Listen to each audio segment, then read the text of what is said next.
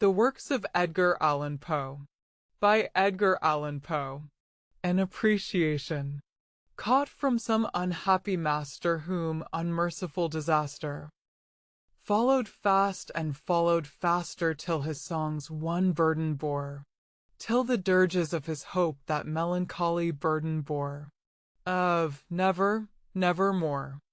This stanza from The Raven was recommended by James Russell Lowell as an inscription upon the Baltimore monument which marks the resting place of Edgar Allan Poe, the most interesting and original figure in American letters, and to signify that peculiar musical quality of Poe's genius which enthralls every reader.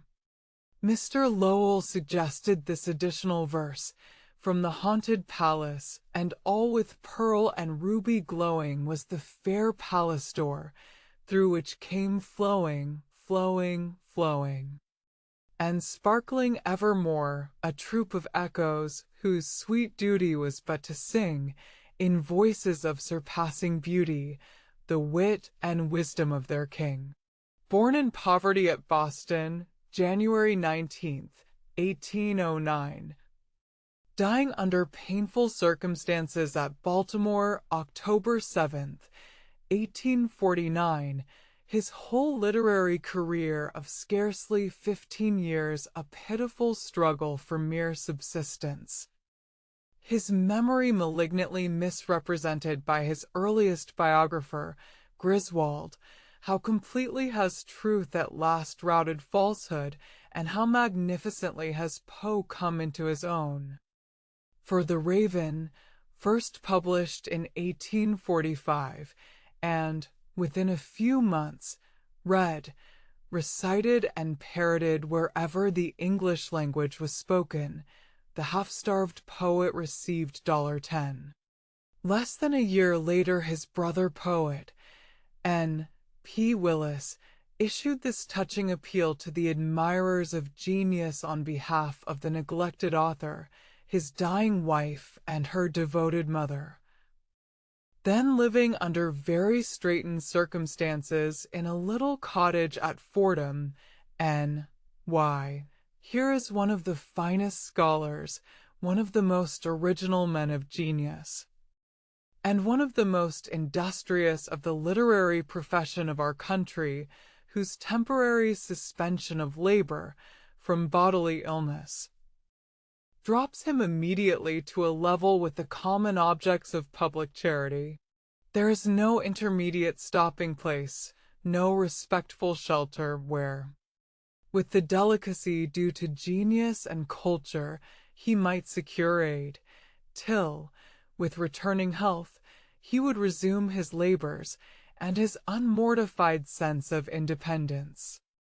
And this was the tribute paid by the American public to the master who had given to it such tales of conjuring charm, of witchery and mystery as The Fall of the House of Usher and Ligeia, such fascinating hoaxes as The Unparalleled Adventure of Hans Pfaall, Mrs. Found in a Bottle, A Descent into a Maelstrom, and The Balloon Hoax.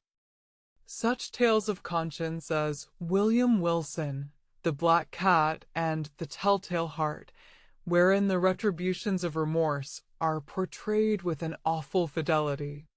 Such tales of natural beauty as The Island of the Fae and The Domain of Arnheim, such marvelous studies in ratiocination as The Gold Bug, The Murders in the Rue Morgue, The Purloined Letter, and The Mystery of Marie Roget, the latter, a recital of fact, demonstrating the author's wonderful capability of correctly analyzing the mysteries of the human mind. Such tales of illusion and banter as The Premature Burial and The System of Dr. Tar and Professor Feather, such bits of extravaganza as The Devil in the Belfry and The Angel of the Odd. Such tales of adventure as The Narrative of Arthur Gordon Pym, such papers of keen criticism and review as one for Poe the enthusiastic admiration of Charles Dickens. Although they made him many enemies among the overpuffed minor American writers so mercilessly exposed by him, such poems of beauty and melody as The Bells, The Haunted Palace, Tamerlane, The City in the Sea, and The Raven. What delight for the jaded senses of the reader is this enchanted domain of wonder pieces. What an atmosphere of beauty, music, color. What resources of imagination, construction, analysis, and absolute art. One might almost sympathize with Sarah Helen Whitman, who, confessing to a half-faith in the old superstition of the significance of anagrams, found, in the transposed letters of Edgar Poe's name, the words a God-peer. His mind, she says, was indeed a haunted palace, echoing to the footfalls of angels and demons. No man, Poe himself wrote, has recorded, no man has dared to record, the wonders of his inner life. In these 20th century days of lavish recognition, artistic, popular, and material, of genius, what rewards might not a Poe claim? Edgar's father, a son of General David Poe, the American Revolutionary patriot and friend of Lafayette, had married Mrs. Hopkins, an English actress, and, the match meeting with parental disapproval, had himself taken to the stage as a profession. Notwithstanding Mrs. Poe's beauty and talent, the young couple had a sorry struggle for existence. When Edgar, at the age of 2 years, was orphaned, the family was in the utmost destitution.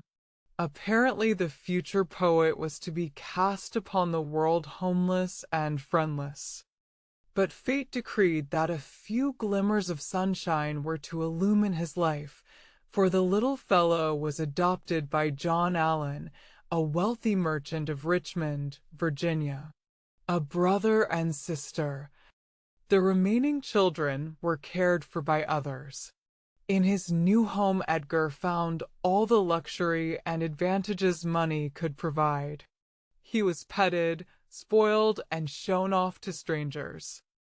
In Mrs. Allan he found all the affection a childless wife could bestow. Mr. Allan took much pride in the captivating, precocious lad.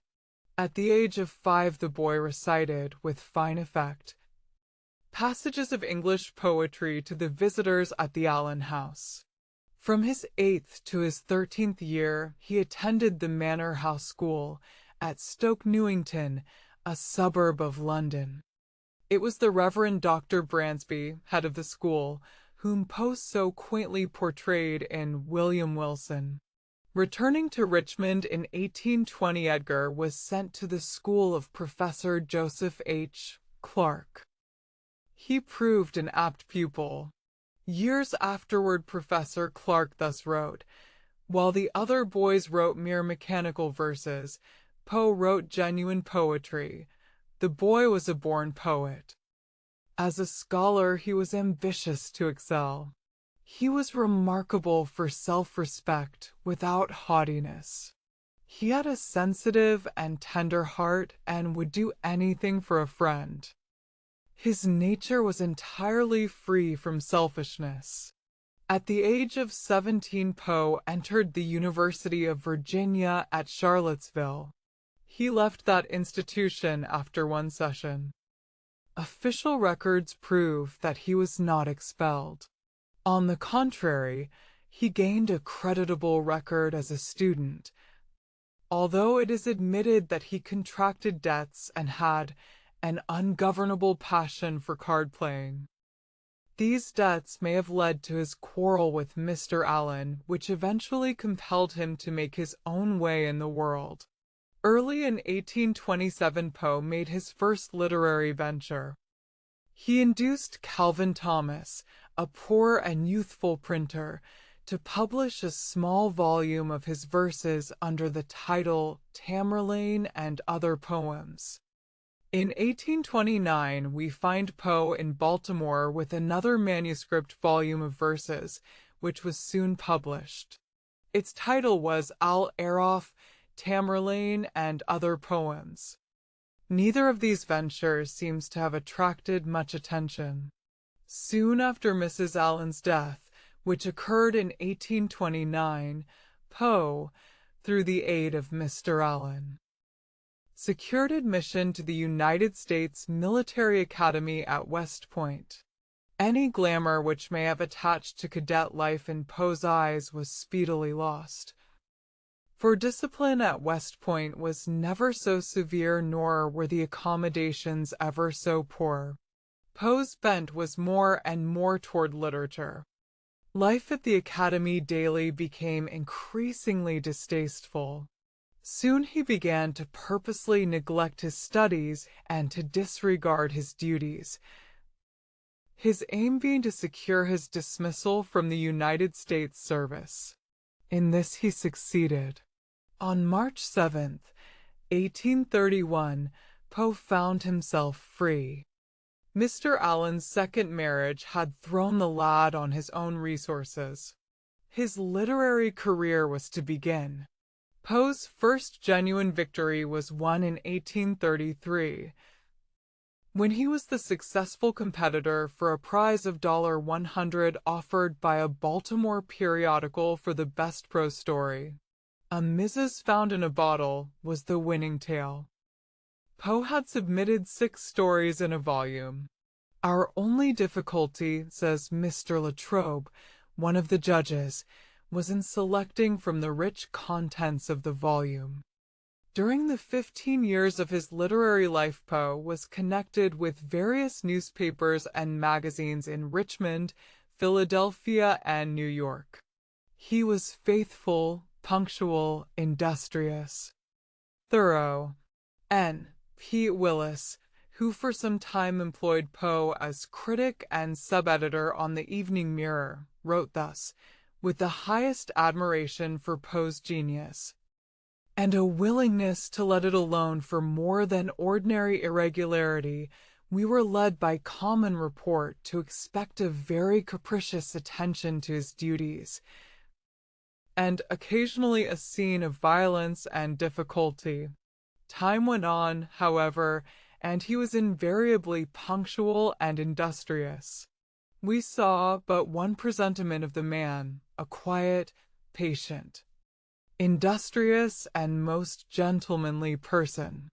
We heard, from one who knew him well, what should be stated in all mention of his lamentable irregularities, that with a single glass of wine his whole nature was reversed, the demon became uppermost, and, though none of the usual signs of intoxication were visible, his will was palpably insane.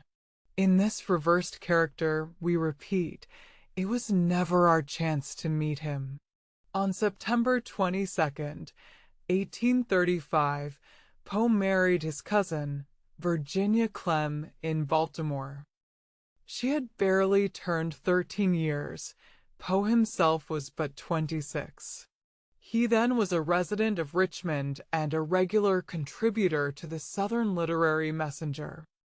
It was not until a year later that the bride and her widowed mother followed him thither. Poe's devotion to his child wife was one of the most beautiful features of his life. Many of his famous poetic productions were inspired by her beauty and charm. Consumption had marked her for its victim, and the constant efforts of husband and mother were to secure for her all the comfort and happiness their slender means permitted. Virginia died January 30th, 1847, when but 25 years of age. A friend of the family pictures the deathbed scene, mother and husband trying to impart warmth to her by chafing her hands and her feet, while her pet cat was suffered to nestle upon her bosom for the sake of added warmth. These verses from Annabel Lee, written by Poe in 1849, the last year of his life, tell of his sorrow at the loss of his child wife. I was a child, and she was a child, in a kingdom by the sea, but we loved with a love that was more than love, I and my Annabel Lee, with a love that the winged seraphs of heaven coveted her and me.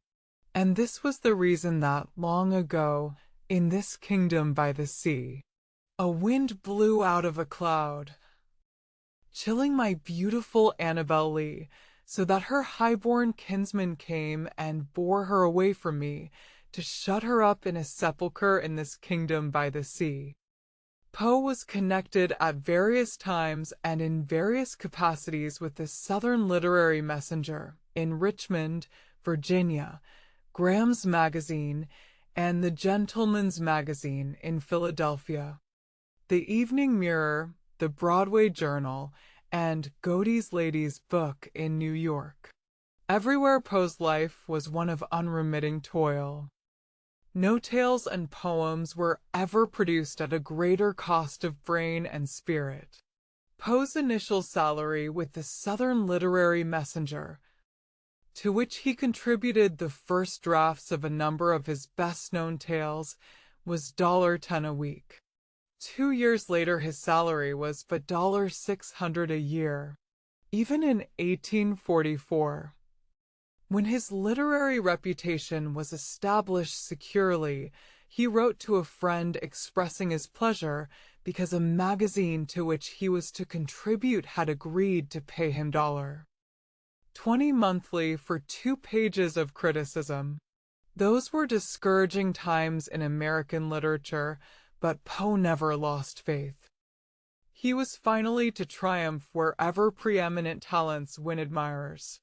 His genius has had no better description than in the stanza from William Winter's poem, read at the dedication exercises of the Actors' Monument to Poe, May 4th, 1885, in New York. He was the voice of beauty and of woe, passion and mystery and the dread unknown. Pure as the mountains of perpetual snow, cold as the icy winds that round them moan, dark as the caves wherein earth's thunders groan, wild as the tempests of the upper sky, sweet as the faint, far-off celestial tone of angel whispers, fluttering from on high, and tender as love's tear when youth and beauty die.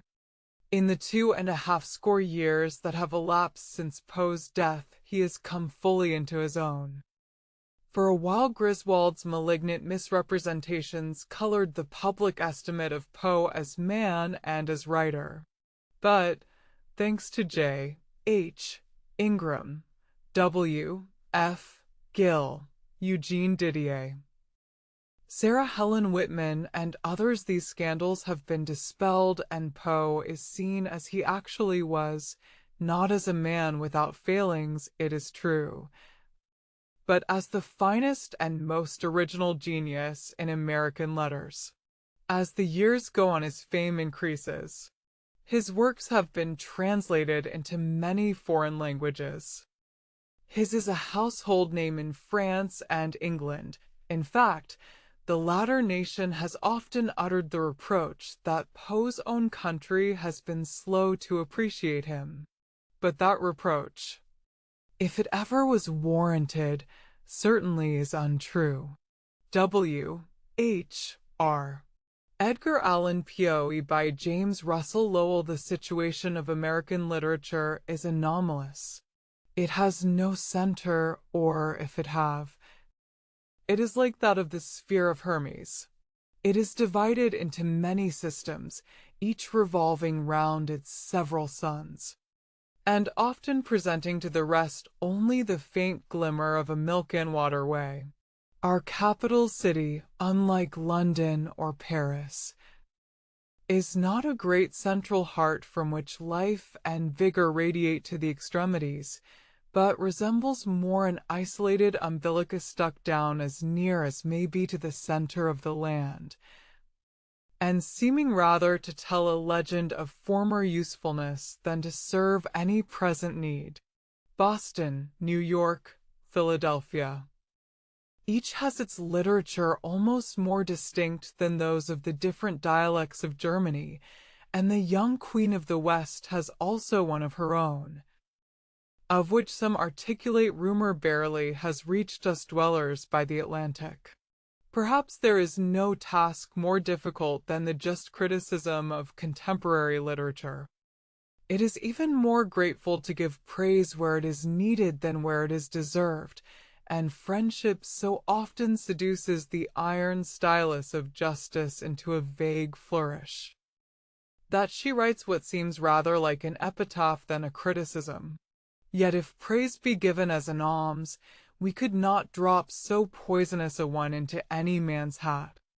The critic's ink may suffer equally from too large an infusion of nutgalls or of sugar, but it is easier to be generous than to be just, and we might readily put faith in that fabulous direction to the hiding place of truth, did we judge from the amount of water which we usually find mixed with it.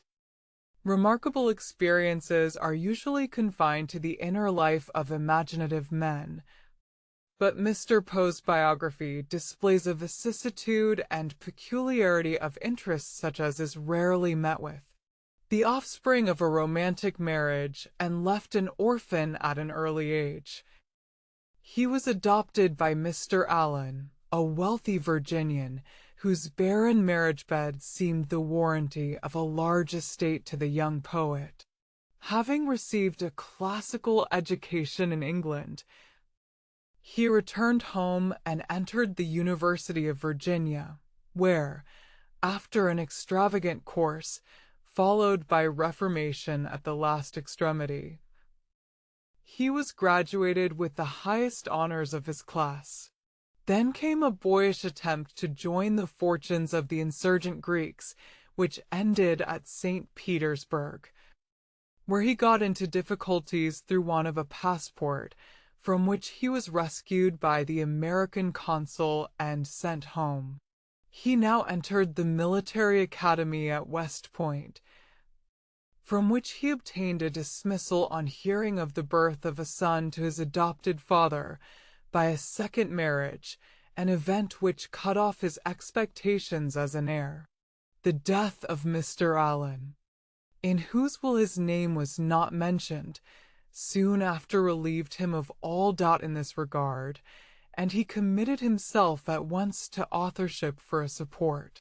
Previously to this, however, he had published in 1827 a small volume of poems, which soon ran through 3 editions, and excited high expectations of its author's future distinction in the minds of many competent judges.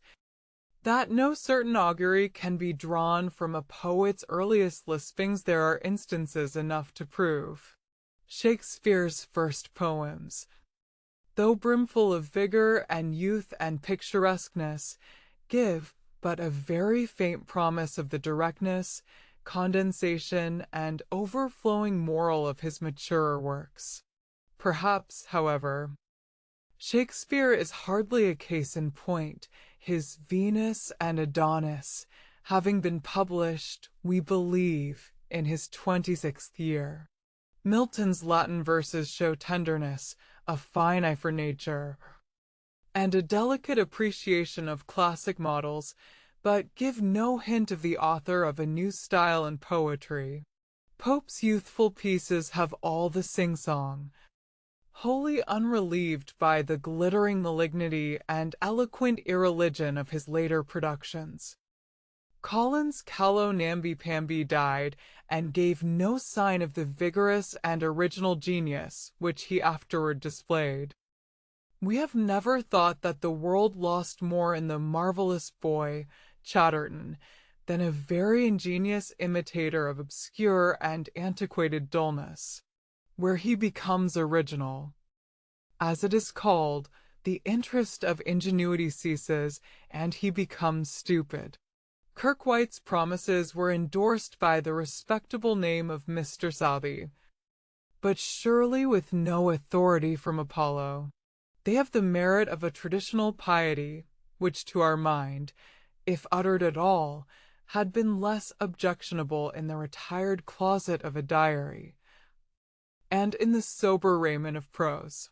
They do not clutch hold of the memory with the drowning pertinacity of Watts, neither have they the interest of his occasional simple, lucky beauty.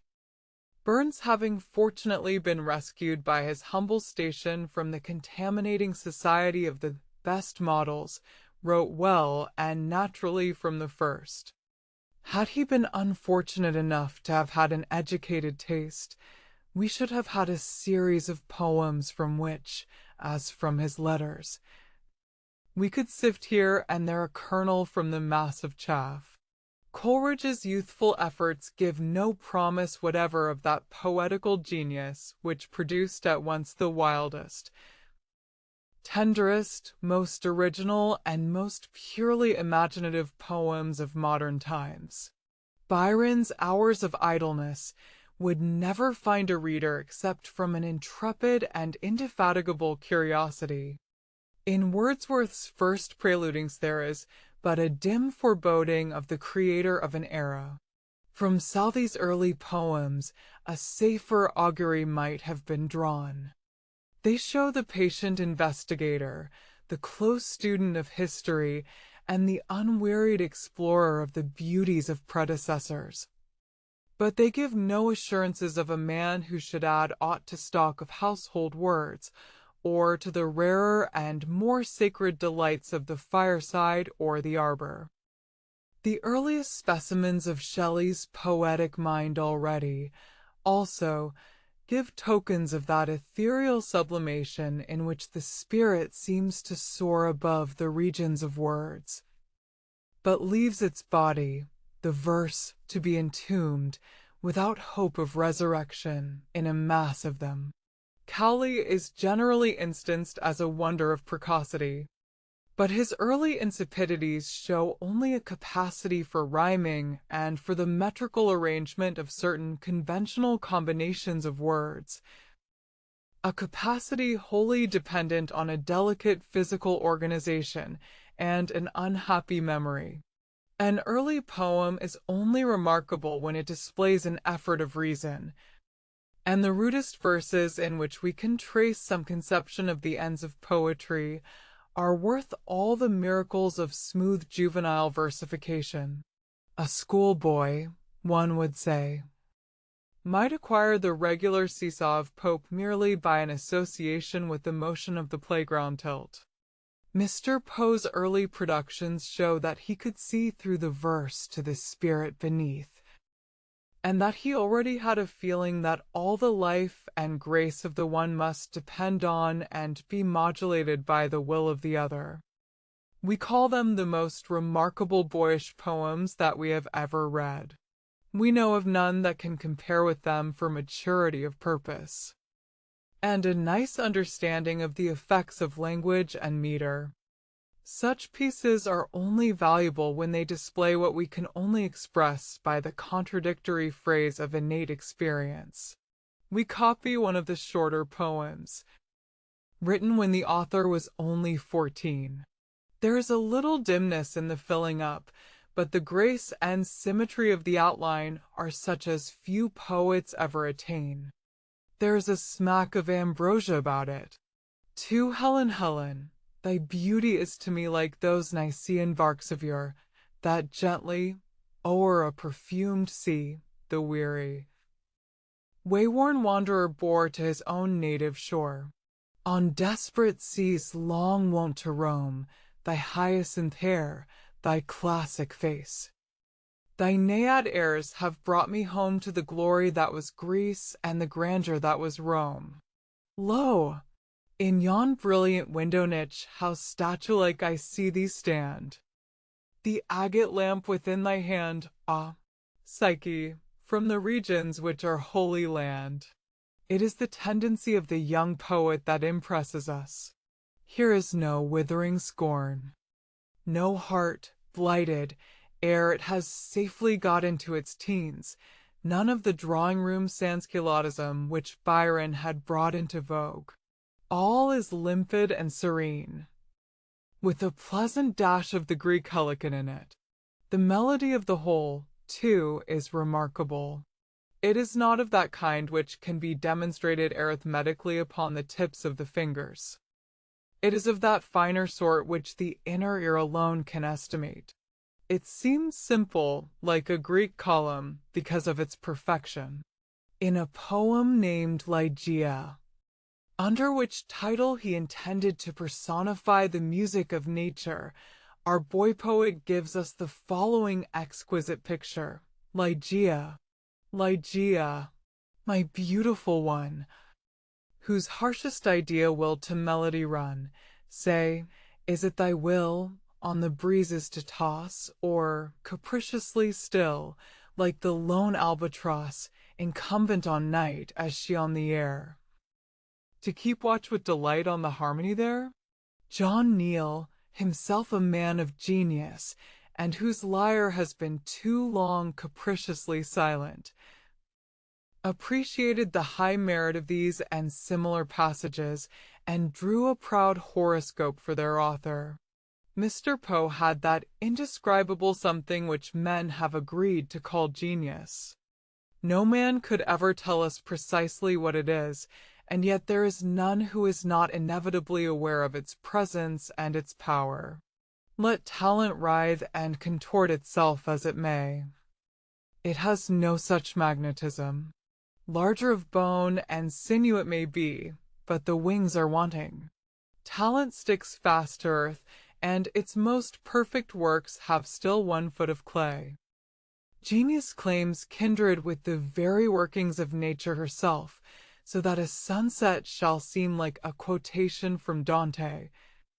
And if Shakespeare be read in the very presence of the sea itself, his verses shall but seem nobler for the sublime criticism of ocean.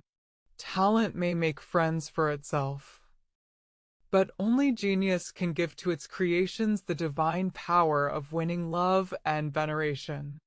Enthusiasm cannot cling to what itself is unenthusiastic, nor will he ever have disciples who has not himself impulsive zeal enough to be a disciple. Great wits are allied to madness only inasmuch as they are possessed and carried away by their demon, while talent keeps him, as Paracelsus did, securely prisoned in the pommel of his sword.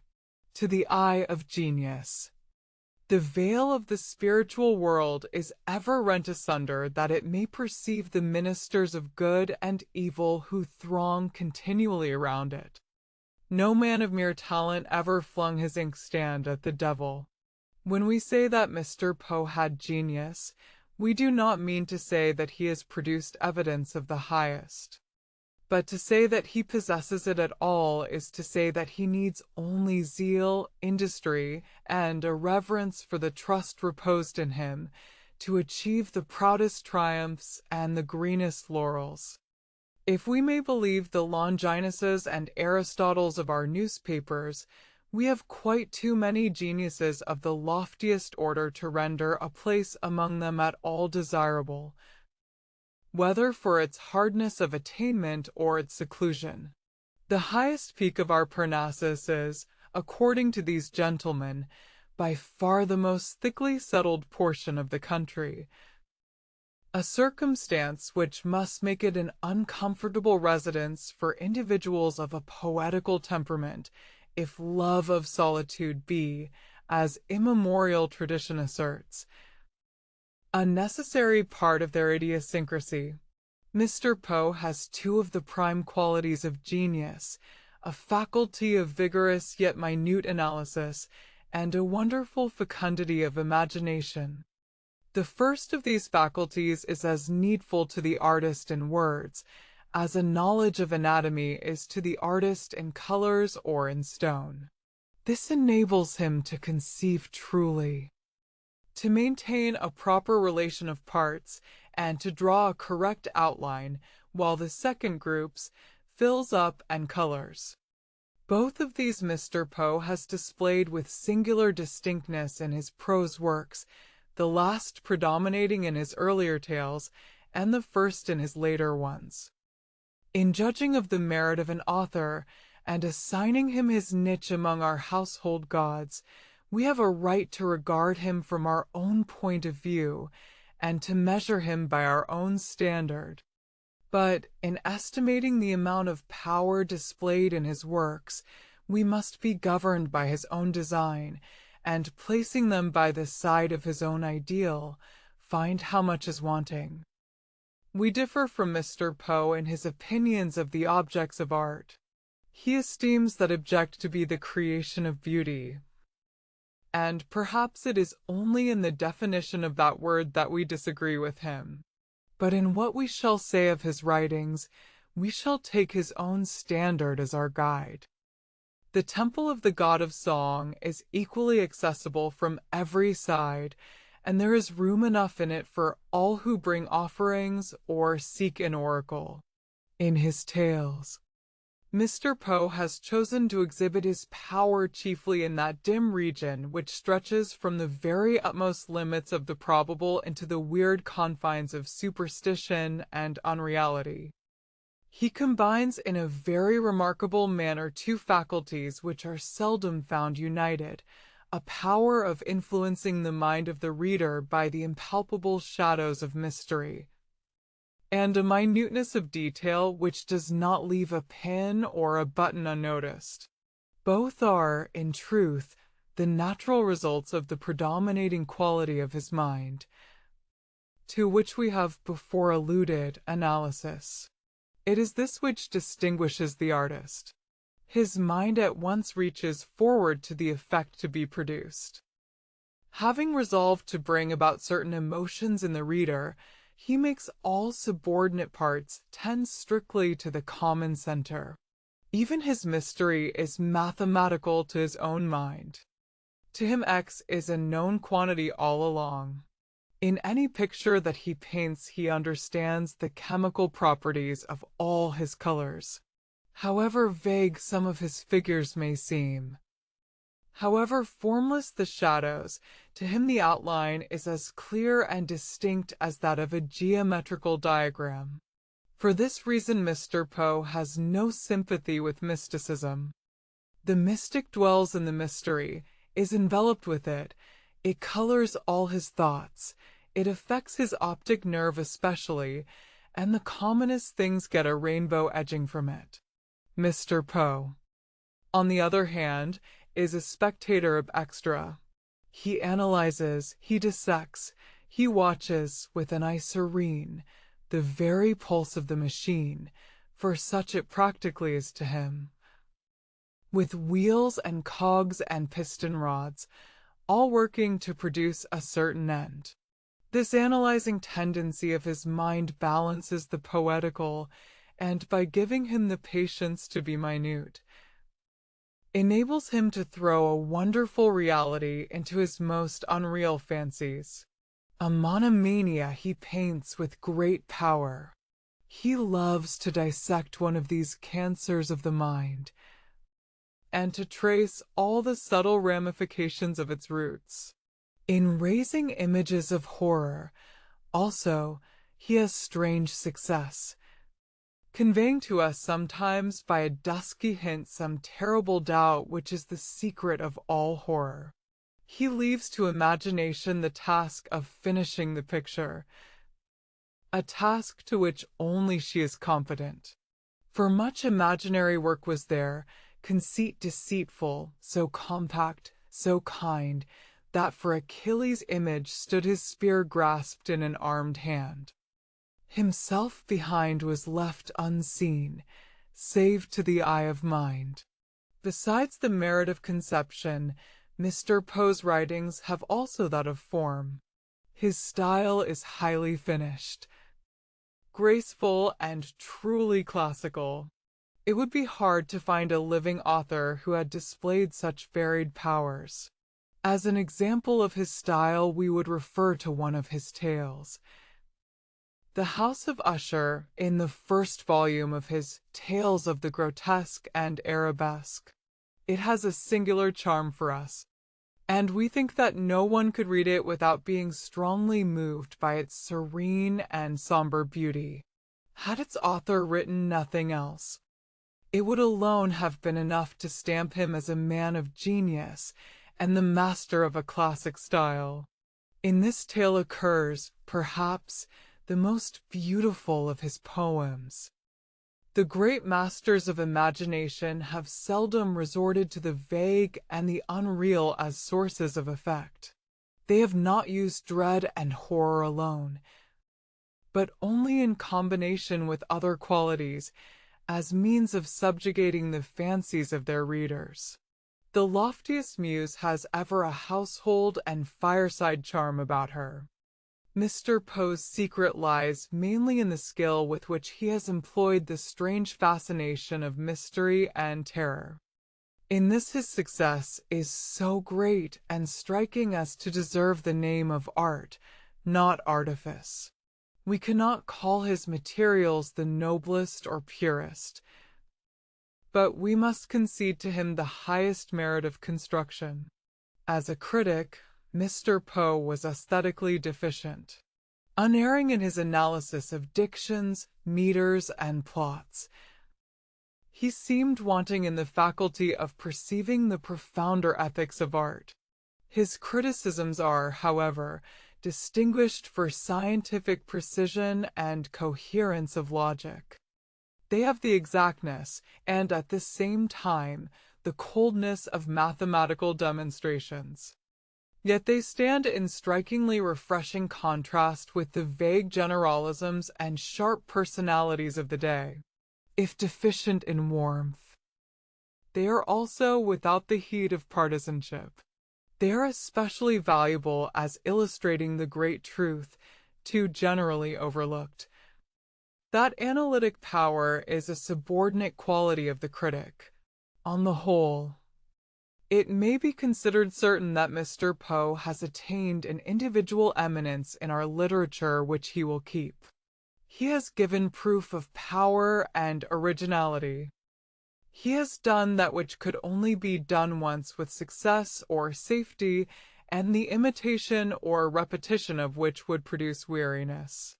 Death of Edgar Allan Poe by N.P.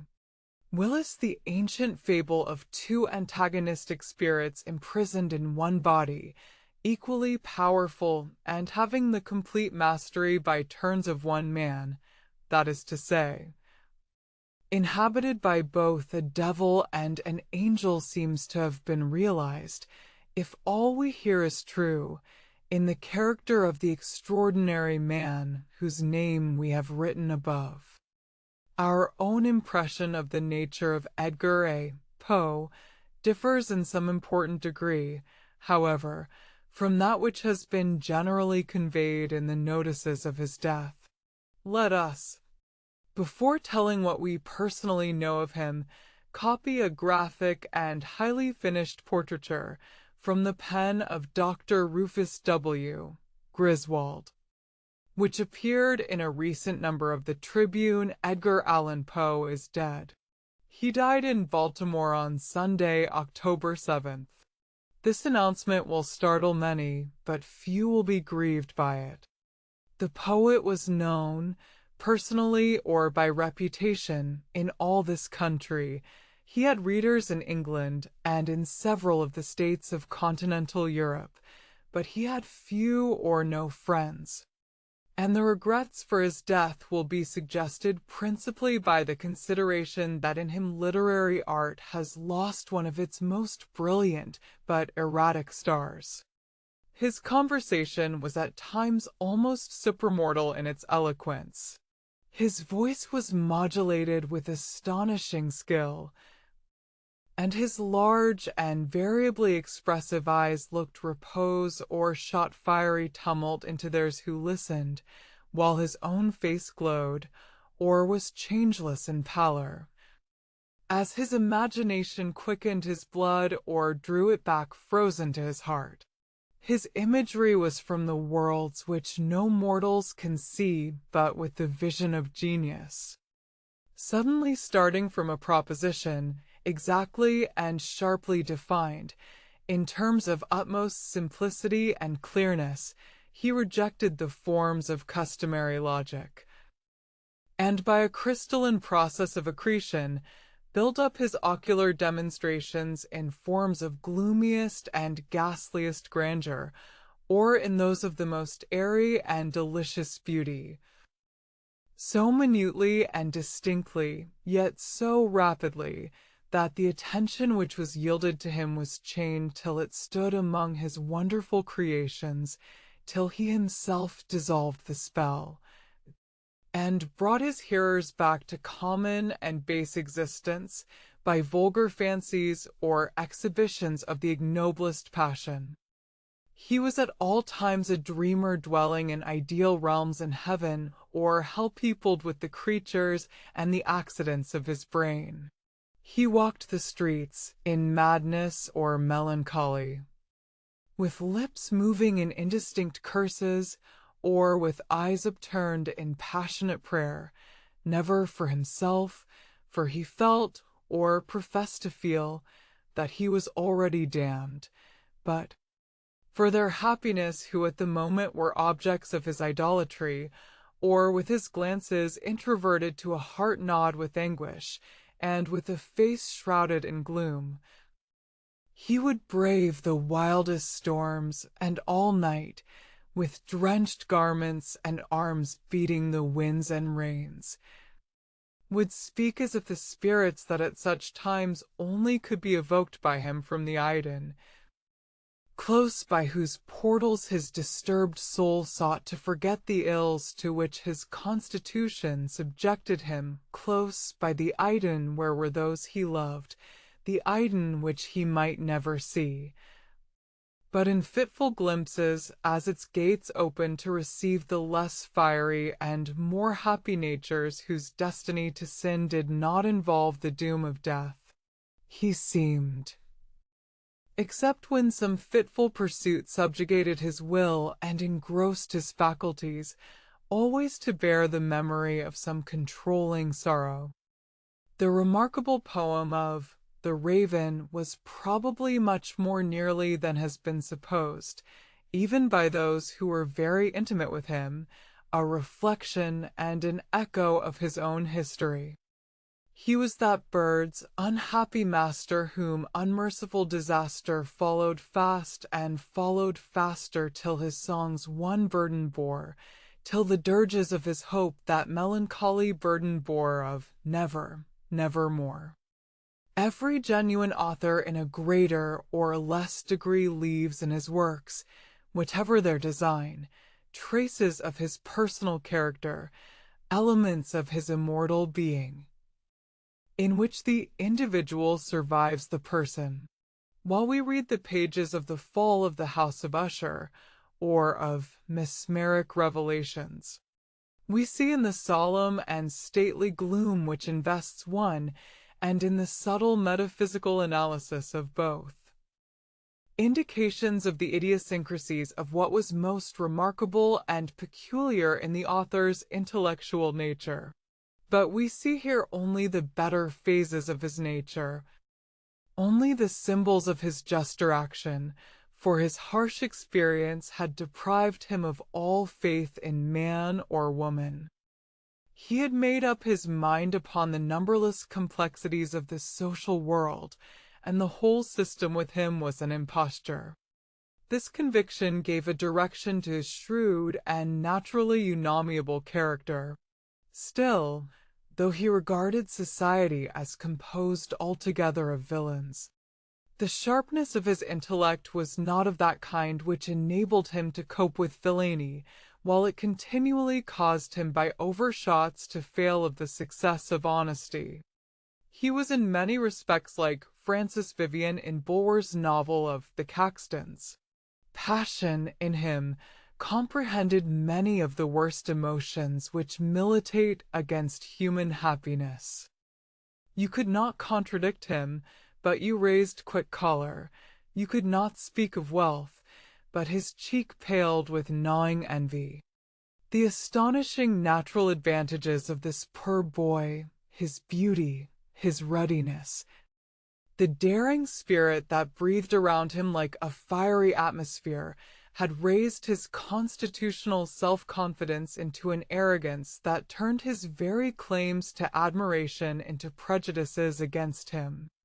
Irascible, envious, bad enough, but not the worst, for these salient angles were all varnished over with a cold, repellent cynicism. His passions vented themselves in sneers. There seemed to him no moral susceptibility, and, what was more remarkable in a proud nature, little or nothing of the true point of honor. He had, to a morbid excess, that desire to rise which is vulgarly called ambition, but no wish for the esteem or the love of his species, only the hard wish to succeed, not shine, not serve, succeed, that he might have the right to despise a world which galled his self-conceit. We have suggested the influence of his aims and vicissitudes upon his literature. It was more conspicuous in his later than in his earlier writings. Nearly all that he wrote in the last 2 or 3 years, including much of his best poetry, was in some sense biographical, in draperies of his imagination. Those who had taken the trouble to trace his steps could perceive, but slightly concealed, the figure of himself.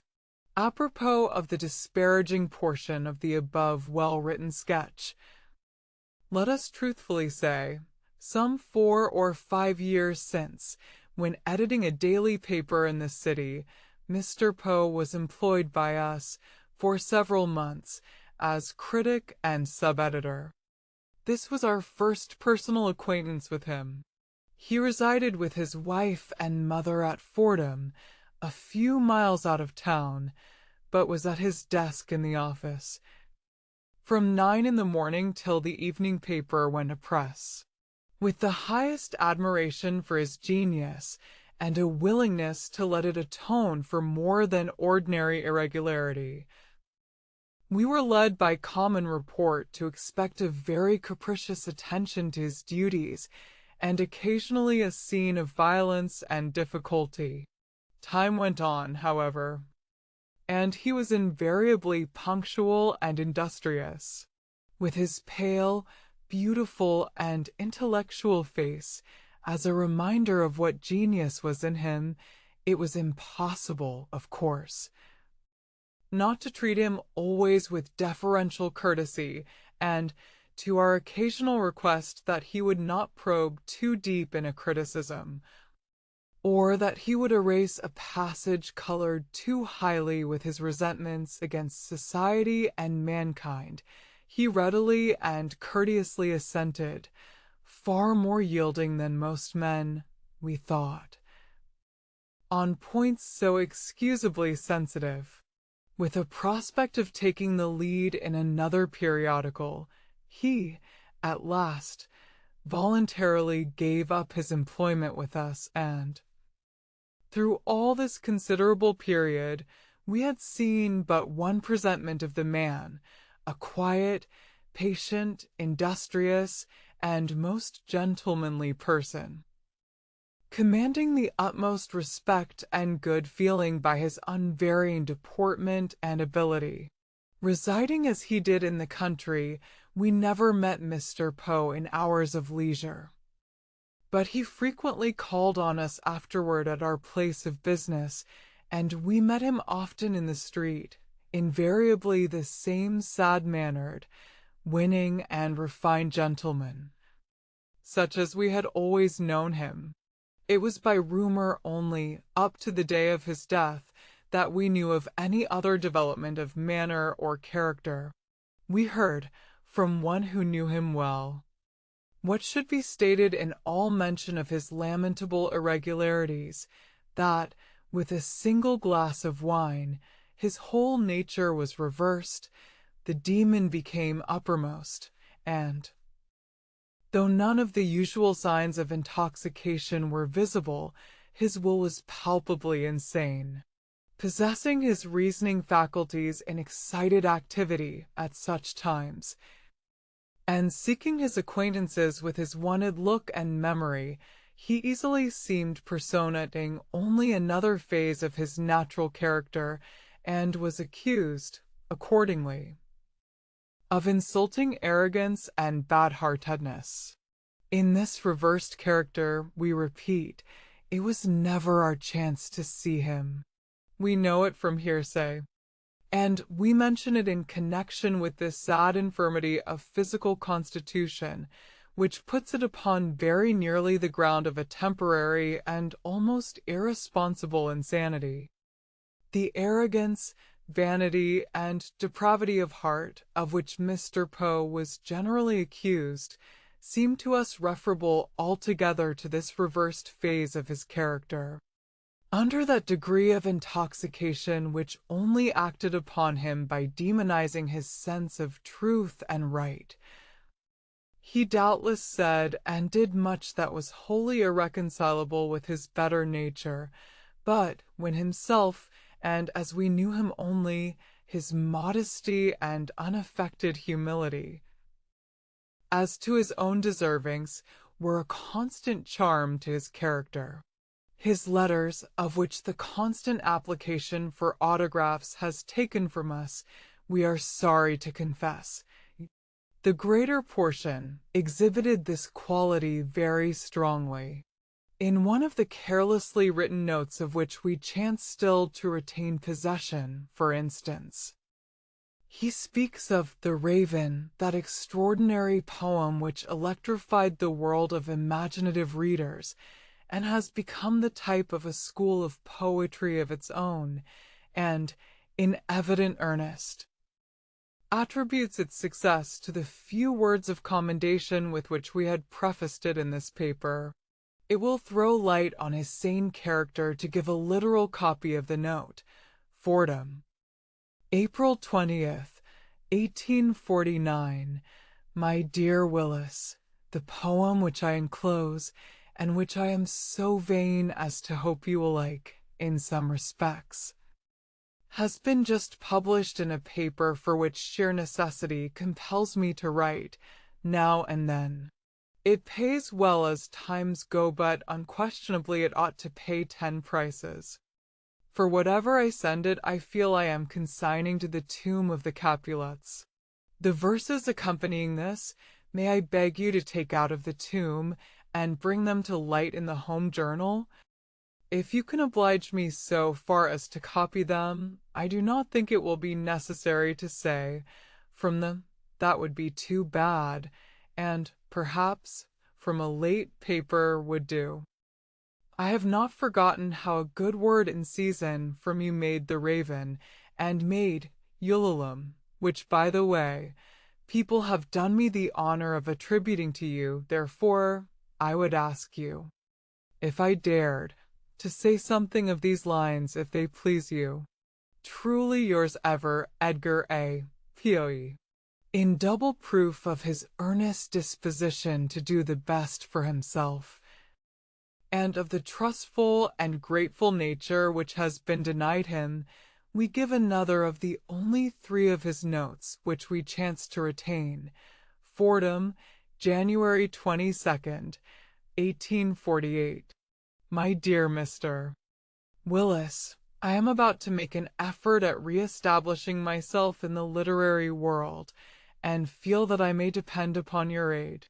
My general aim is to start a magazine, to be called The Stylus. But it would be useless to me, even when established, if not entirely out of the control of a publisher. I mean, therefore, to get up a journal which shall be my own at all points. With this end in view, I must get a list of at least 500 subscribers to begin with. Nearly 200 I have already. I propose, however, to go south and west.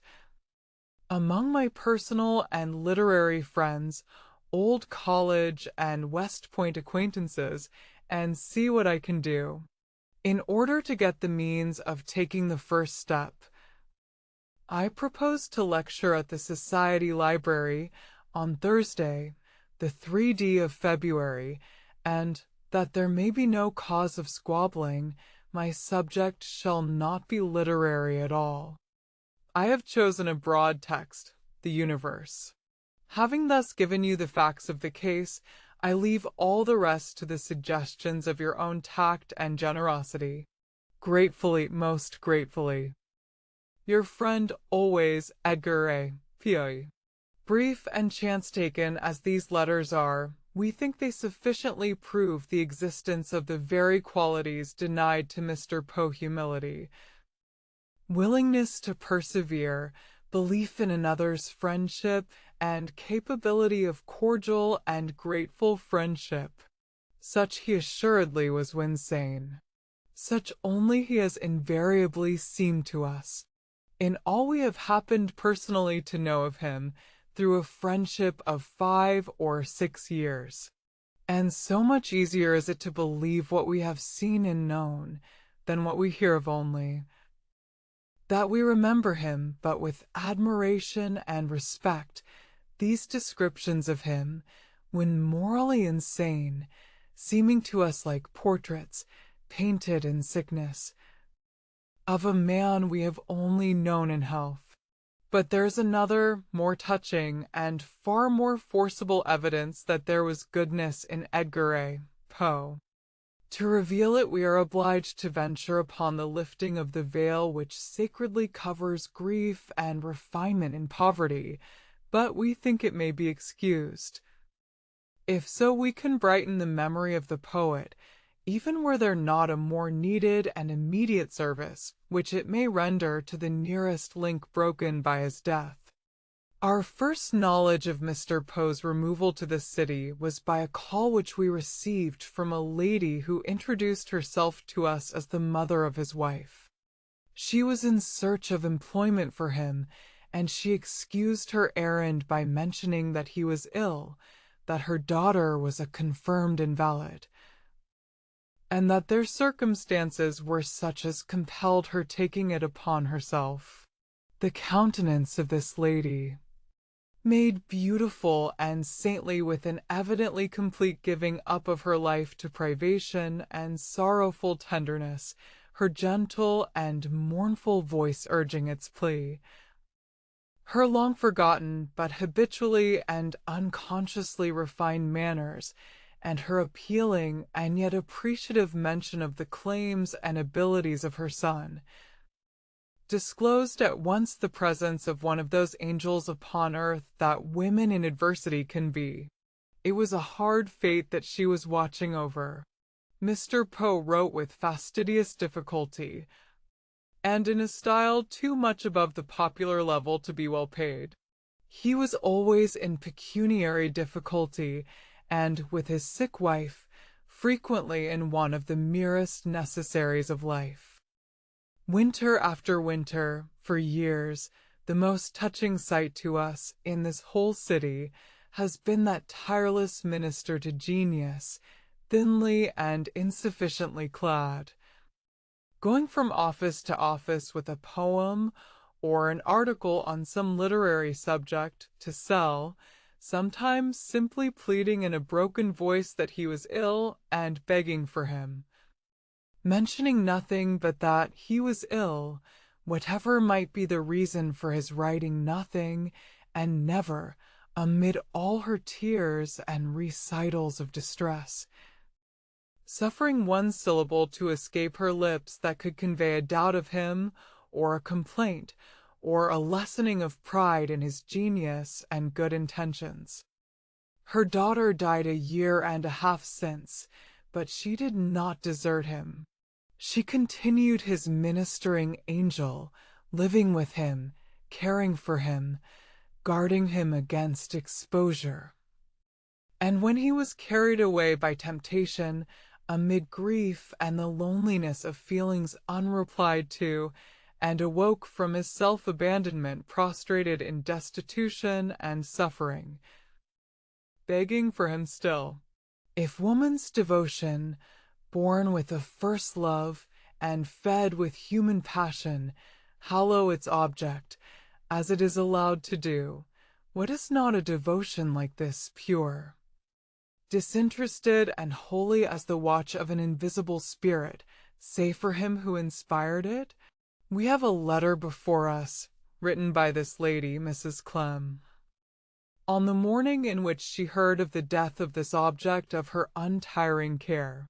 It is merely a request that we would call upon her, but we will copy a few of its words, sacred as its privacy is, to warrant the truth of the picture we have drawn above, and add force to the appeal we wish to make for her.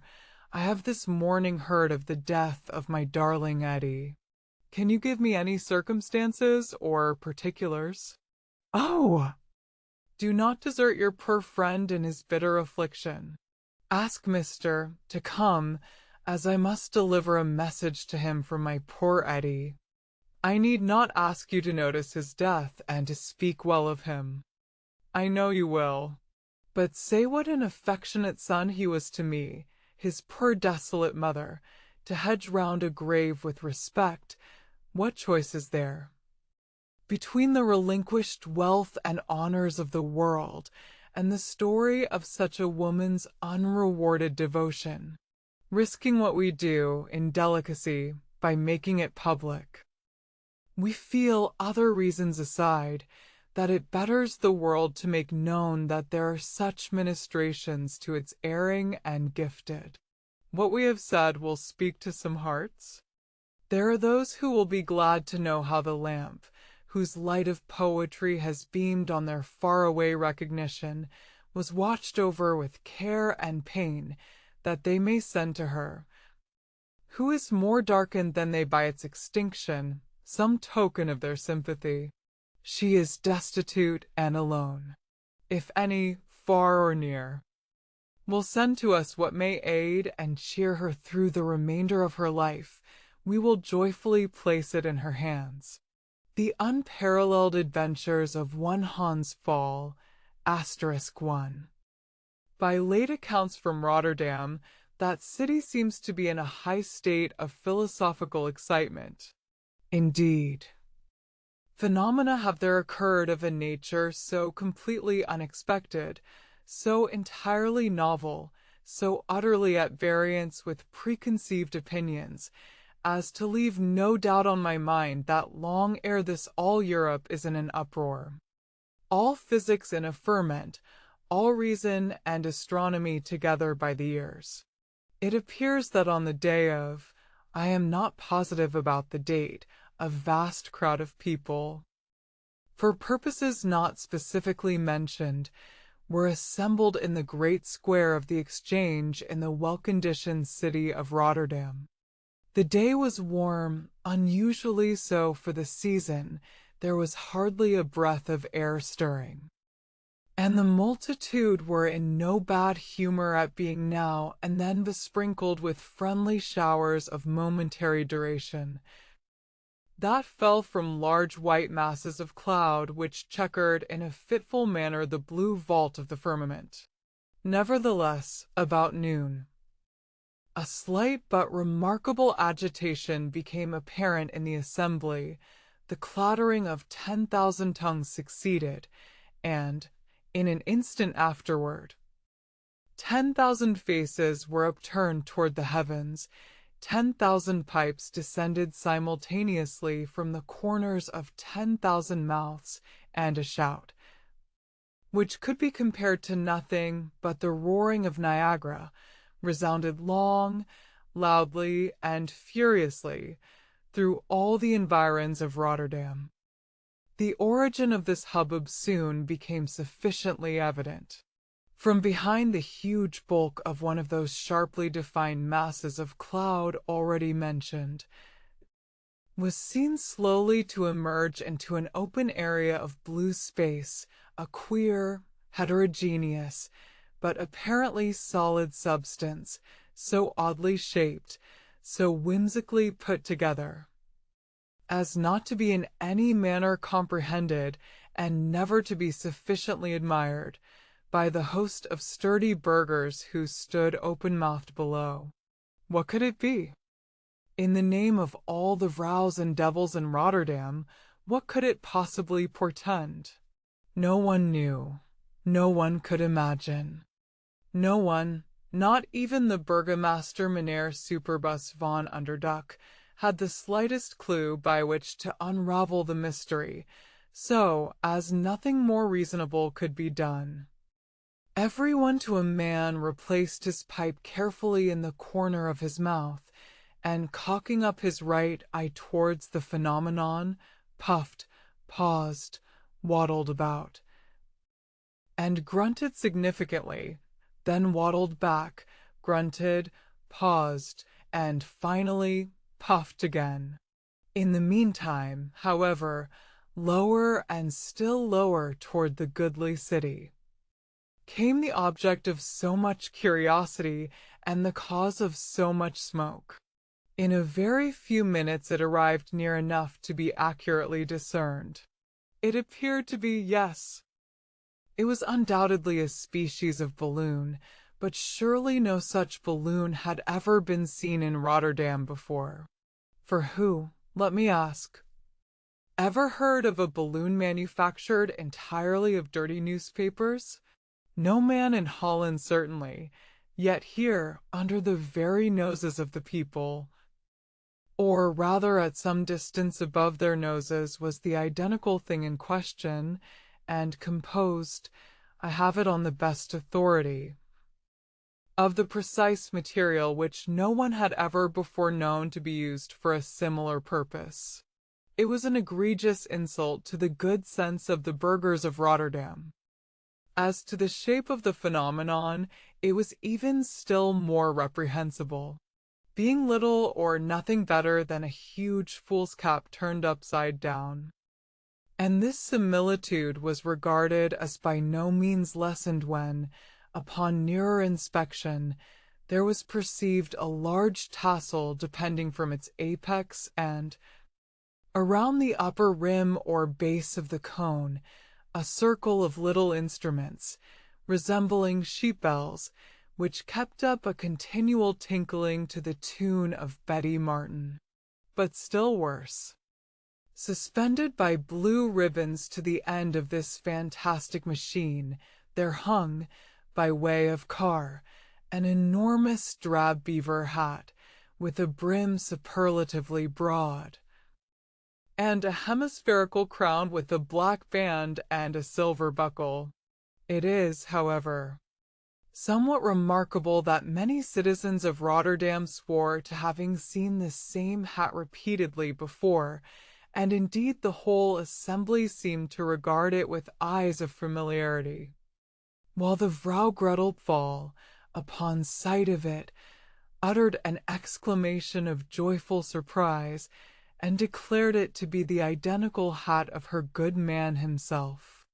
Now this was a circumstance the more to be observed, as Pfahl, with 3 companions, had actually disappeared from Rotterdam about 5 years before, in a very sudden and unaccountable manner, and up to the date of this narrative all attempts had failed of obtaining any intelligence concerning them whatsoever. To be sure, some bones which were thought to be human, mixed up with a quantity of odd-looking rubbish, had been lately discovered in a retired situation to the east of Rotterdam, and some people went so far as to imagine that in this spot a foul murder had been committed, and that the sufferers were in all probability Hans Pfahl and his associates. But to return, the balloon, for such no doubt it was, had now descended to within 100 feet of the earth, allowing the crowd below a sufficiently distinct view of the person of its occupant. This was in truth a very droll little somebody. He could not have been more than 2 feet in height, but this altitude, little as it was, would have been sufficient to destroy his equilibrium and tilt him over the edge of his tiny car, but for the intervention of a circular rim reaching as high as the breast, and rigged on to the cords of the balloon. The body of the little man was more than proportionately broad, giving to his entire figure a rotundity highly absurd. His feet, of course, could not be seen at all, although a horny substance of suspicious nature was occasionally protruded through a rent in the bottom of the car, or, to speak more properly, in the top of the hat. His hands were enormously large. His hair was extremely gray and collected into a queue behind. His nose was prodigiously long, crooked, and inflammatory. His eyes full, brilliant, and acute. His chin and cheeks, although wrinkled with age, were broad, puffy, and double. But of ears of any kind or character there was not a semblance to be discovered upon any portion of his head. This odd little gentleman was dressed in a loose surtout of sky-blue satin, with tight breeches to match, fastened with silver buckles at the knees.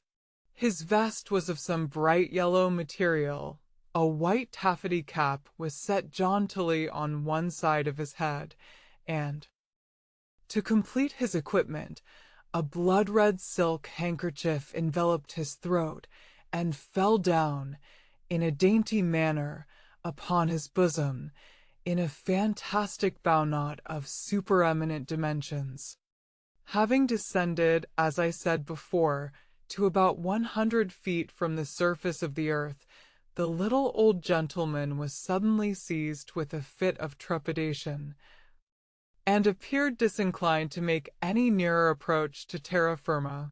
Throwing out, therefore, a quantity of sand from a canvas bag, which he lifted with great difficulty, he became stationary in an instant. He then proceeded, in a hurried and agitated manner, to extract from a side pocket in his surtout a large morocco pocket-book. This he poised suspiciously in his hand, then eyed it with an air of extreme surprise, and was evidently astonished at its weight. He at length opened it, and drawing therefrom a huge letter sealed with red sealing-wax and tied carefully with red tape, let it fall precisely at the feet of the burgomaster, Superbus von Underduck. His Excellency stooped to take it up, but the aeronaut, still greatly discomposed, and having apparently no farther business to detain him in Rotterdam, began at this moment to make busy preparations for departure, and it being necessary to discharge a portion of ballast to enable him to reascend, the half-dozen bags which he threw out, one after another, without taking the trouble to empty their contents, tumbled, every one of them, most unfortunately upon the back of the burgomaster, and rolled him over and over no less than 120 times in the face of every man in Rotterdam. It is not to be supposed, however, that the great Underduck suffered this impertinence on the part of the little old man to pass off with impunity. It is said, on the contrary, that during each and every one of his 120 circumvolutions he emitted no less than 120 distinct and furious whiffs from his pipe, to which he held fast the whole time with all his might, and to which he intends holding fast until the day of his death.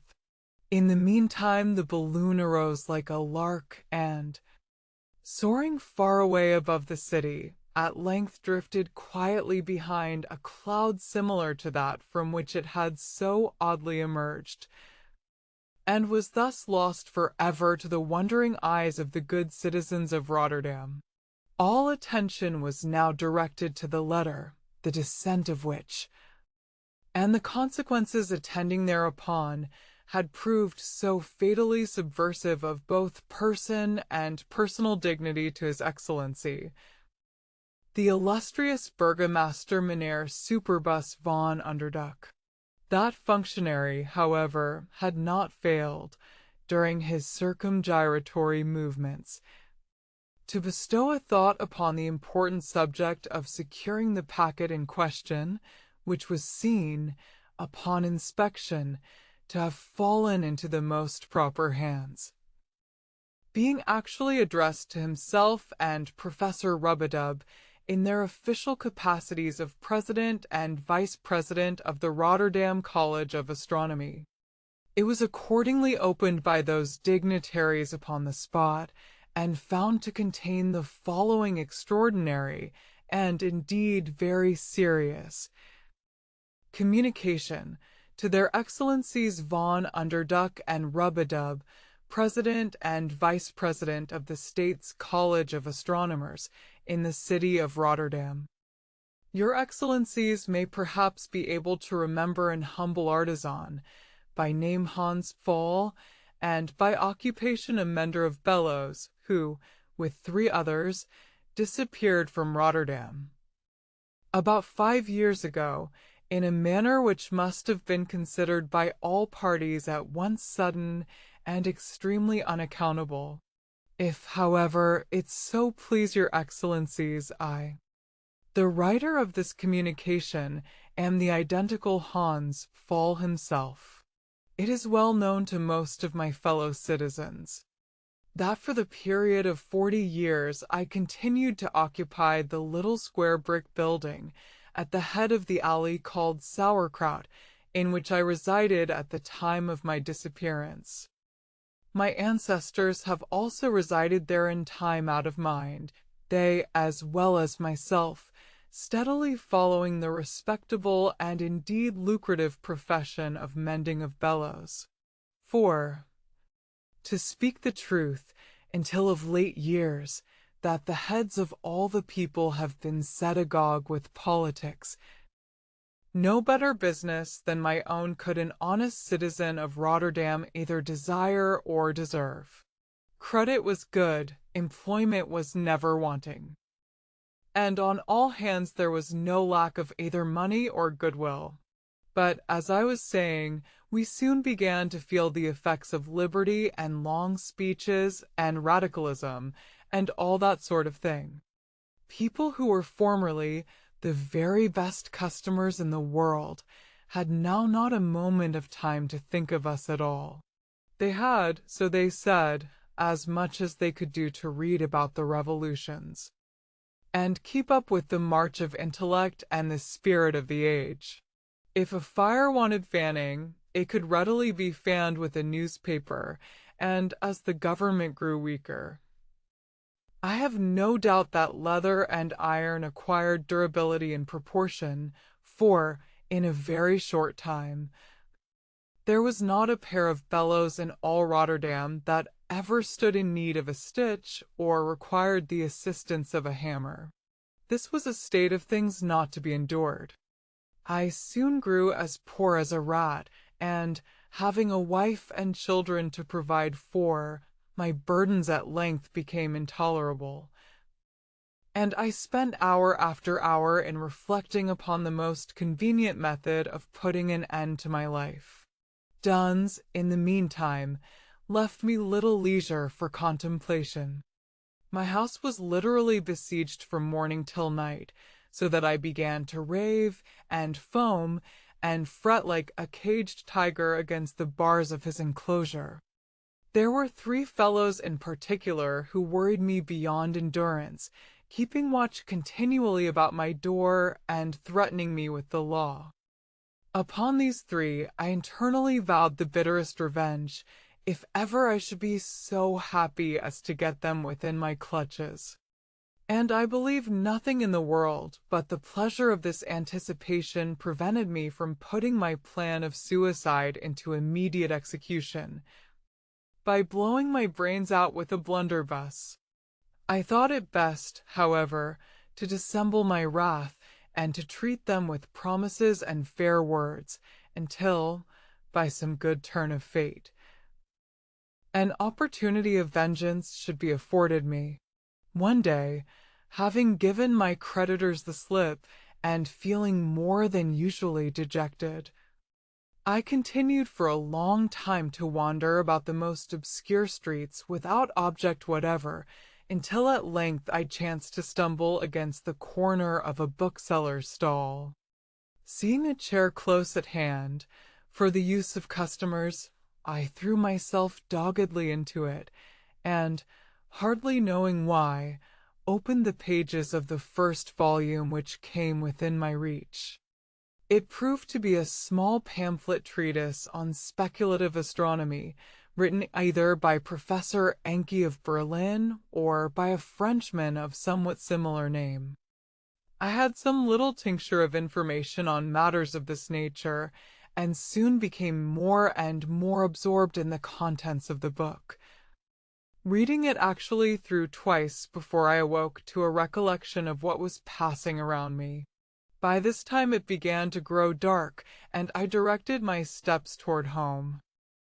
But the treatise had made an indelible impression on my mind, and as I sauntered along the dusky streets, I revolved carefully over in my memory the wild and sometimes unintelligible reasonings of the writer.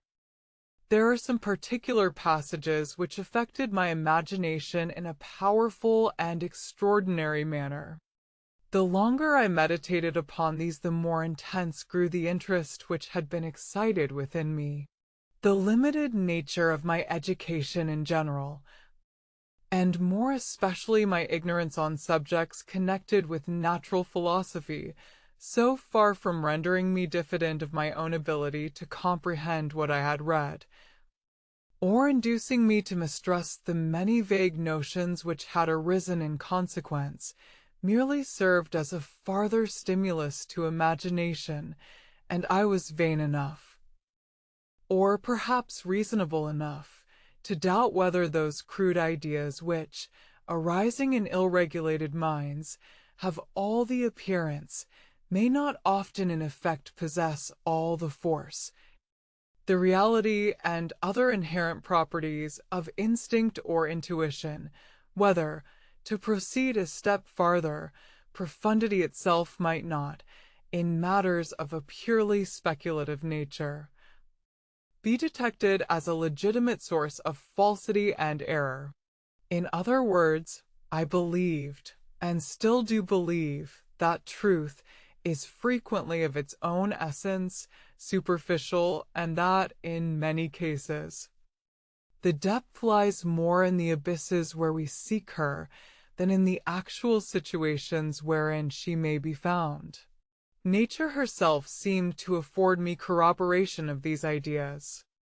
In the contemplation of the heavenly bodies, it struck me forcibly that I could not distinguish a star with nearly as much precision when I gazed on it with earnest, direct and undeviating attention, as when I suffered my eye only to glance in its vicinity alone. I was not, of course, at that time aware that this apparent paradox was occasioned by the center of the visual area being less susceptible of feeble impressions of light than the exterior portions of the retina. This knowledge, and some of another kind, came afterwards in the course of an eventful 5 years, during which I have dropped the prejudices of my former humble situation in life, and forgotten the bellowsmender in far different occupations. But at the epoch of which I speak, the analogy which a casual observation of a star offered to the conclusions I had already drawn struck me with the force of positive conformation, and I then finally made up my mind to the course which I afterwards pursued. It was late when I reached home, and I went immediately to bed. My mind, however, was too much occupied to sleep, and I lay the whole night buried in meditation. Arising early in the morning, and contriving again to escape the vigilance of my creditors, I repaired eagerly to the bookseller's stall, and laid out what little ready money I possessed in the purchase of some volumes of mechanics and practical astronomy. Having arrived at home safely with these, I devoted every spare moment to their perusal, and soon made such proficiency in studies of this nature as I thought sufficient for the execution of my plan. In the intervals of this period, I made every endeavor to conciliate the 3 creditors who had given me so much annoyance. In this I finally succeeded, partly by selling enough of my household furniture to satisfy a moiety of their claim, and partly by a promise of paying the balance upon completion of a little project which I told them I had in view, and for assistance in which I solicited their services. By these means, for they were ignorant men, I found little difficulty in gaining them over to my purpose. Matters being thus arranged, I contrived, by the aid of my wife and with the greatest secrecy and caution, to dispose of what property I had remaining, and to borrow, in small sums, under various pretenses, and without paying any attention to my future means of repayment, no inconsiderable quantity of ready money. With the means thus accruing, I proceeded to procure at intervals cambric muslin, very fine, in pieces of 12 yards each, twine, a lot of the varnish of caoutchouc, a large and deep basket of wickerwork, made to order, and several other articles necessary in the construction and equipment of a balloon of extraordinary dimensions. This I directed my wife to make up as soon as possible, and gave her all requisite information as to the particular method of proceeding. In the meantime, I worked up the twine into a network of sufficient dimensions, rigged it with a hoop and the necessary cords, bought a quadrant, a compass, a spyglass, a common barometer with some important modifications, and 2 astronomical instruments not so generally known. I then took opportunities of conveying by night to a retired situation east of Rotterdam 5 iron-bound casks, to contain about 50 gallons each, and one of a larger size, 6 tinned-ware tubes, 3 inches in diameter, properly shaped, and 10 feet in length. A quantity of a particular metallic substance or semi-metal, which I shall not name, and a dozen demijohns of a very common acid. The gas to be formed from these latter materials is a gas never yet generated by any other person than myself, or at least never applied to any similar purpose. The secret I would make no difficulty in disclosing, but that it of right belongs to a citizen of Nantes, in France, by whom it was conditionally communicated to myself. The same individual submitted to me, without being at all aware of my intentions, a method of constructing balloons from the membrane of a certain animal, through which substance any escape of gas was nearly an impossibility. I found it, however, altogether too expensive, and was not sure, upon the whole, whether cambric muslin with a coating of gum caoutchouc was not equally as good. I mention this circumstance because I think it probable that hereafter the individual in question may attempt a balloon ascension with the novel gas and material I have spoken of, and I do not wish to deprive him of the honor of a very singular invention. On the spot which I intended each of the smaller casks to occupy respectively during the inflation of the balloon, I privately dug a hole 2 feet deep, the holes forming in this manner a circle 25 feet in diameter. In the center of the circle, being the station designed for the large cask, I also dug a hole 3 feet in depth. In each of the 5 smaller holes, I deposited a canister containing 50 pounds, and in the larger one a keg holding 150 pounds of cannon powder. These, the keg and canisters, I connected in a proper manner with covered trains, and having let into one of the canisters the end of about 4 feet of slow match, I covered up the hole, and placed the cask over it, leaving the other end of the match protruding about an inch, and barely visible beyond the cask. I then filled up the remaining holes, and placed the barrels over them in their destined situation. Besides the articles above enumerated, I conveyed to the depot, and there secreted one of M. Grimm's improvements upon the apparatus for condensation of the atmospheric air. I found this machine, however, to require considerable alteration before it could be adapted to the purposes to which I intended making it applicable. But with severe labor and unremitting perseverance, I at length met with entire success in all my preparations. My balloon was soon completed. It would contain more than 40,000 cubic feet of gas, would take me up easily. I calculated, with all my implements, and, if I managed rightly, with 175 pounds of ballast into the bargain. It had received 3 coats of varnish. And I found the cambric muslin to answer all the purposes of silk itself, quite as strong and a good deal less expensive.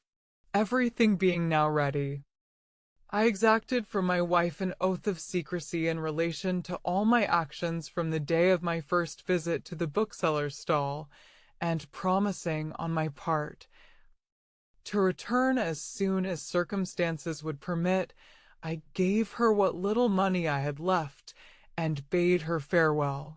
Indeed, I had no fear on her account.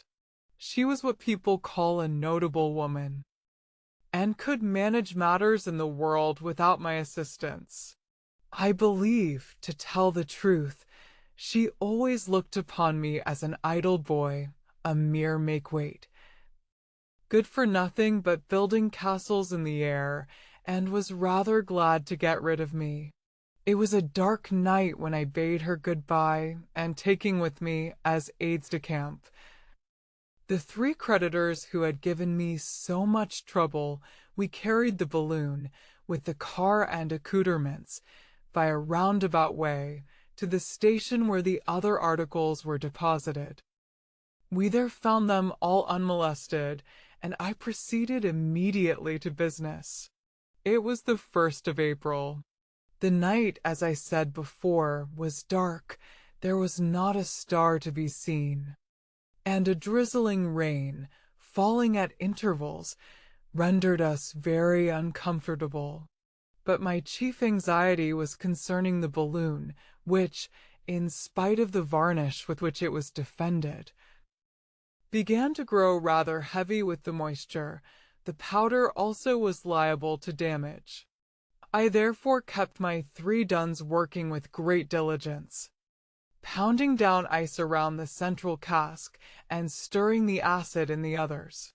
They did not cease, however, importuning me with questions as to what I intended to do with all this apparatus, and expressed much dissatisfaction at the terrible labor I made them undergo. They could not perceive, so they said, what good was likely to result from their getting wet to the skin, merely to take a part in such horrible incantations. I began to get uneasy, and worked away with all my might, for I verily believe the idiots supposed that I had entered into a compact with the devil, and that, in short, what I was now doing was nothing better than it should be. I was, therefore, in great fear of their leaving me altogether. I contrived, however, to pacify them by promises of payment of all scores in full, as soon as I could bring the present business to a termination. To these speeches they gave, of course, their own interpretation, fancying, no doubt, that at all events I should come into possession of vast quantities of ready money, and provided I paid them all I owed, and a trifle more. In consideration of their services, I dare say they cared very little what became of either my soul or my carcass. In about 4 hours and a half I found the balloon sufficiently inflated. I attached the car, therefore, and put all my implements in it, not forgetting the condensing apparatus, a copious supply of water, and a large quantity of provisions such as pemmican, in which much nutriment is contained in comparatively little bulk. I also secured in the car a pair of pigeons and a cat. It was now nearly daybreak, and I thought it high time to take my departure. Dropping a lighted cigar on the ground, as if by accident, I took the opportunity, in stooping to pick it up, of igniting privately the piece of slow match, whose end, as I said before, protruded a very little beyond the lower rim of one of the smaller casks. This maneuver was totally unperceived on the part of the three Duns, and, jumping into the car, I immediately cut the single cord which held me to the earth, and was pleased to find that I shot upward, carrying with all ease 175 pounds of leaden ballast, and able to have carried up as many more. Scarcely, however, had I attained the height of 50 yards, when, roaring and rumbling up after me in the most horrible and tumultuous manner, came so dense a hurricane of fire, and smoke, and sulphur, and legs and arms, and gravel, and burning wood, and blazing metal, that my very heart sunk within me, and I fell down in the bottom of the car, trembling with unmitigated terror. Indeed, I now perceived that I had entirely overdone the business, and that the main consequences of the shock were yet to be experienced. Accordingly, in less than a second, I felt all the blood in my body rushing to my temples, and immediately thereupon a concussion, which I shall never forget, burst abruptly through the night, and seemed to rip the very firmament asunder. When I afterward had time for reflection, I did not fail to attribute the extreme violence of the explosion, as regarded myself, to its proper cause, my situation directly above it, and in the line of its greatest power. But at the time I thought only of preserving my life.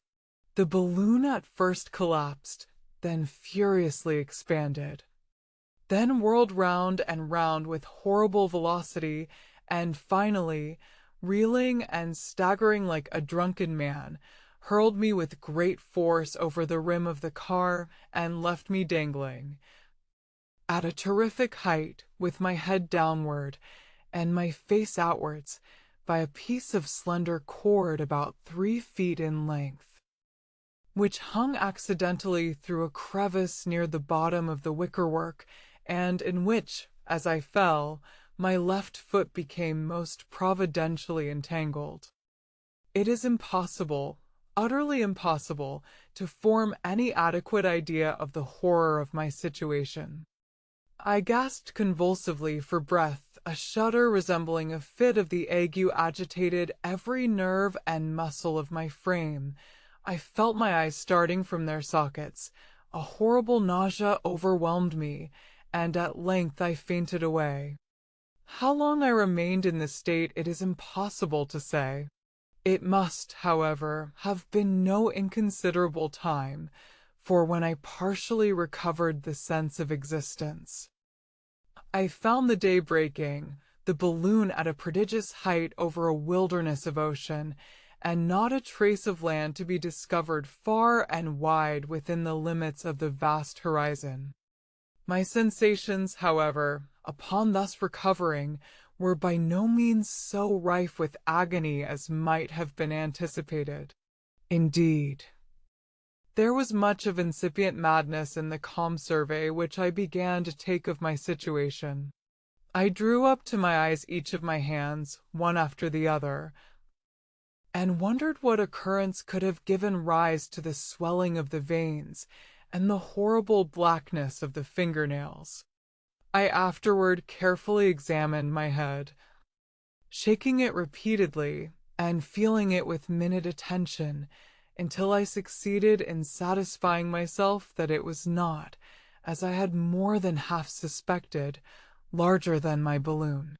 Then, in a knowing manner, I felt in both my breeches pockets and, missing therefrom a set of tablets and a toothpick case, endeavored to account for their disappearance, and not being able to do so, felt inexpressibly chagrined.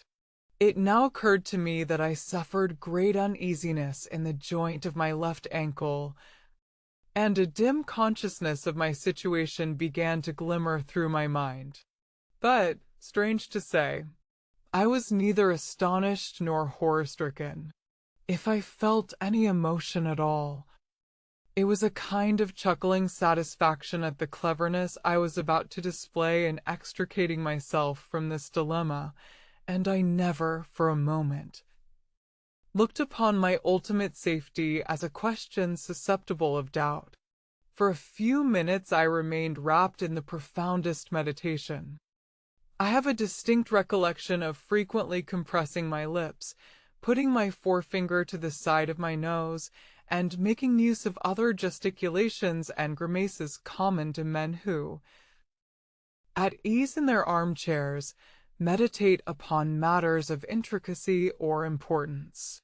Having, as I thought, sufficiently collected my ideas, I now, with great caution and deliberation, put my hands behind my back and unfastened the large iron buckle which belonged to the waistband of my inexpressibles.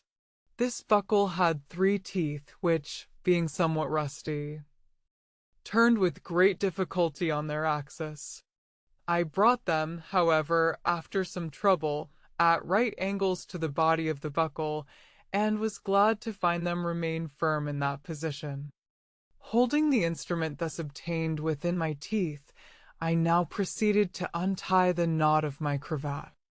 I had to rest several times before I could accomplish this maneuver, but it was at length accomplished. To one end of the cravat I then made fast the buckle, and the other end I tied, for greater security, tightly around my wrist. Drawing now my body upwards, with a prodigious exertion of muscular force, I succeeded, at the very first trial, in throwing the buckle over the car and entangling it, as I had anticipated, in the circular rim of the wickerwork. My body was now inclined towards the side of the car, at an angle of about 45 degrees. But it must not be understood that I was therefore only 45 degrees below the perpendicular. So far from it, I still lay nearly level with the plane of the horizon. For the change of situation which I had acquired had forced the bottom of the car